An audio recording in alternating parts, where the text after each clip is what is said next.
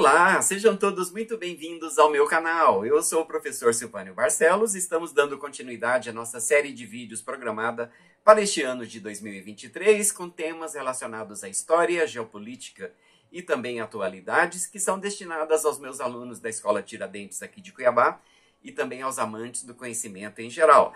Pessoal, na aula de hoje nós falaremos sobre a colonização viking do território russo e também de como o comércio praticado pelos vikings, né? Essa novidade trazida pelos vikings, possibilitou aos habitantes daquela região a unificação e também um certo nível de paz e prosperidade, né? Então, o comércio como elemento civilizatório, que é o título desta videoaula de hoje. Bom, originalmente o território russo foi habitado pelos povos citás. Podemos entender eles, né, como os autóctones daquela região, mas tempos após, né, essa região foi invadida por povos bárbaros, como os húngaros, godos e também eslavos, e como não havia nenhuma similaridade cultural entre eles, e muito menos similaridade linguística, aquela virou uma terra de ninguém se entendia. Formaram, né, tribos aí autônomas, que viviam em constante guerra, né? Se a gente pensar aí em Thomas Hobbes, né, o contratualista, aquela terra virou uma terra, se tornou, né, uma terra onde havia uma guerra de todos contra todos. Mas isso foi quebrado, né? Esse ambiente instável foi quebrado com a chegada dos vikings originários da Escandinávia, por volta aí do ano de 300 depois de Cristo. E após conquistar toda aquela região, eles implantaram um sistema de comércio, trazendo uma estabilidade política e também social para aquela região, não é, pessoal? Olha só que interessante, não é, gente? O comércio como um elemento civilizatório.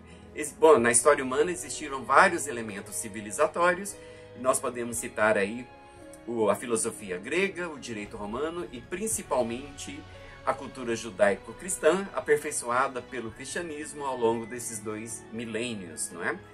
Bom, pessoal, eu espero que vocês gostem desta aula, e se vocês gostarem, eu peço que vocês se inscrevam no meu canal, ativando o sininho e também deixando o seu like e comentários para que esse vídeo ganhe relevância nesta plataforma do YouTube.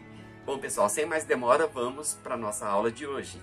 Bom, pessoal, dando início aí à nossa aula sobre os vikings e a colonização da Rússia, o comércio como elemento civilizatório. De acordo com João Carlos Moreno de Souza, do site Arqueologia e Pré-História, os vikings se tornaram muito populares nas mídias. Na cultura pop, eles são vistos como homens grandes, fortes, barbudos, com elmos de chifres enormes e pontudos. Um exemplo disso são os jogos de videogame, desenhos animados e filmes, como o recente Como Treinar Seu Dragão. Os vikings ainda são conhecidos por serem homens que enchiam seus navios com guerreiros e pilhavam todas as cidades por onde passavam. Estupravam mulheres, eram beberrões e tudo mais. Mas até onde esse conhecimento popular sobre os nórdicos pode ser considerado verdade? Originários da Escandinávia, região que hoje compreende a Noruega, Suécia e Dinamarca, os vikings eram grupos marítimos que existiram entre o final do século VIII até o começo do século XI, que estabeleceram sua identidade como comerciantes, exploradores e guerreiros. Vejam bem, não é, pessoal? Comerciantes, né? Vestígios de sua presença são encontradas desde a América do Norte até o Extremo Oriente nos confins da Rússia. Enquanto esses personagens históricos são frequentemente imaginados como selvagens que invadem as nações mais civilizadas em busca de tesouros e das mulheres, a cultura do povo viking é muito mais diversificada do que se pensa popularmente. Os vikings ainda influenciaram muitas mudanças nas terras em que passavam, desde a economia até a guerra.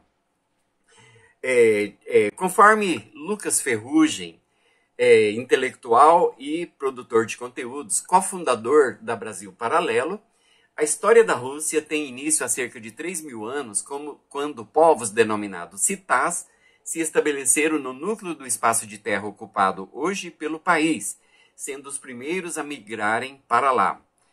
Tal como ocorreu na queda do Império Romano, os citás foram invadidos por bárbaros, sendo eles, os húngaros, godos e eslavos. Em decorrência disso, várias tribos foram criadas próximas à Europa. Essas tribos não compartilhavam a mesma língua e viviam em extremo estado de violência, marcado por constantes guerras entre si. O processo de unificação começou por volta de 300 anos depois de Cristo, quando vikings escandinavos chegaram a esse território remando pelos rios. Embora vinculados ao machado de folha dupla, os vikings eram, na verdade, um povo comerciante que não respeitava as regras locais. Devido ao caráter de sua atividade, possuíam uma habilidade de dialogar com outros povos e já haviam desenvolvido o uso da moeda, um sistema de preços e também uma ética comercial. Suas práticas econômicas, novas para aquelas tribos, e sua capacidade de comunicação promoveram a integração e a prosperidade daquelas sociedades. Nas crônicas de Nestor, a narrativa epopeica do povo russo está registrada uma importante lenda que conta que os próprios povos das aldeias se colocaram de joelhos aos pés do povo viking escandinavo, os varegues, pedindo aos vikings: assumam o poder, porque vocês trouxeram paz e riqueza.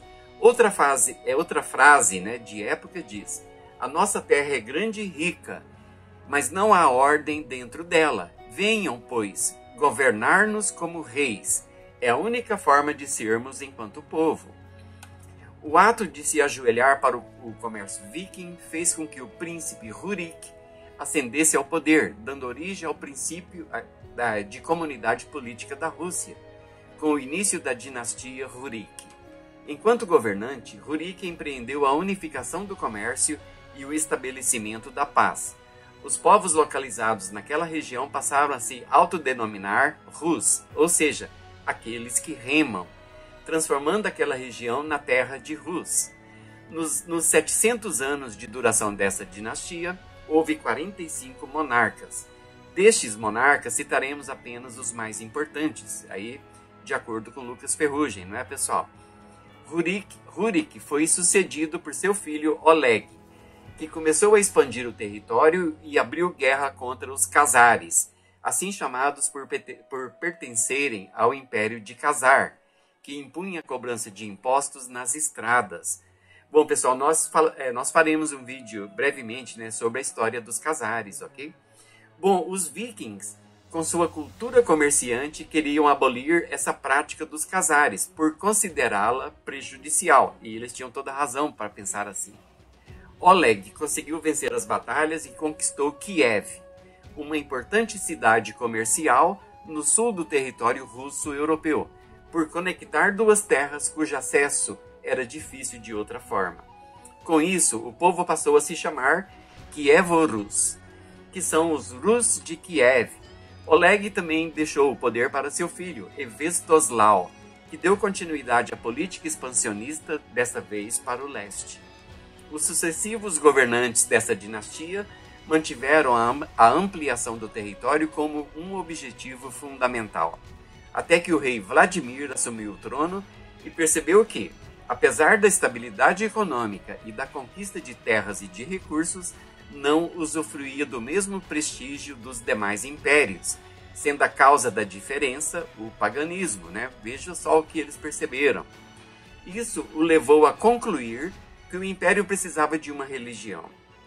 Essa conclusão desencadeou um dos fatos mais importantes dessa dinastia, a conversão ao cristianismo ortodoxo em 988 d.C. Reza a lenda que a escolha de Vladimir por essa religião foi motivada pela possibilidade que esta lhe conferia de ter mais de uma mulher. Vladimir legou o trono ao seu filho Yaroslav, o Sábio. Yaroslav escreveu um código legal que foi promulgado por seus filhos.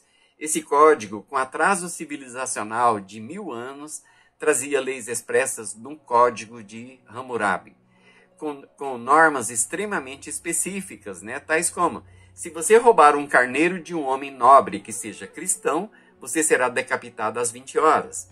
Se não é carneiro, se não é um homem nobre, se não é cristão, nada disso se aplica.